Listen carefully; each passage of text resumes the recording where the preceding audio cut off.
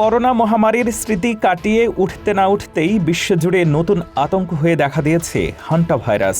প্রাণঘাতী এই ভাইরাসের প্রাদুর্ভাব দেখা দেওয়া এমভি হুন্ডিয়াস নামের একটি প্রমোত্তরী অবশেষে স্পেনের তেনেরিফে দ্বীপে পৌঁছেছে। ৩ জনের মৃত্যু এবং বেশ কয়েকজন আক্রান্ত হওয়ার পর জাহাজটিকে ঘিরে সর্বোচ্চ সতর্কতা অবলম্বন করছে আন্তর্জাতিক স্বাস্থ্য সংস্থাগুলো।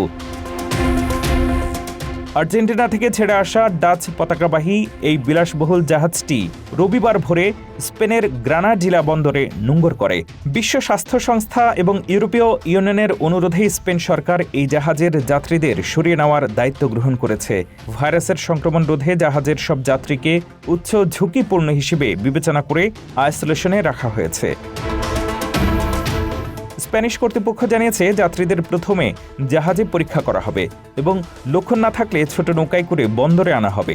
সেখান থেকে কঠোর নিরাপত্তা এবং সিলগালা করা বাসে করে সরাসরি বিমানবন্দরে নিয়ে নিজ নিজ দেশে ফেরত পাঠানো হবে।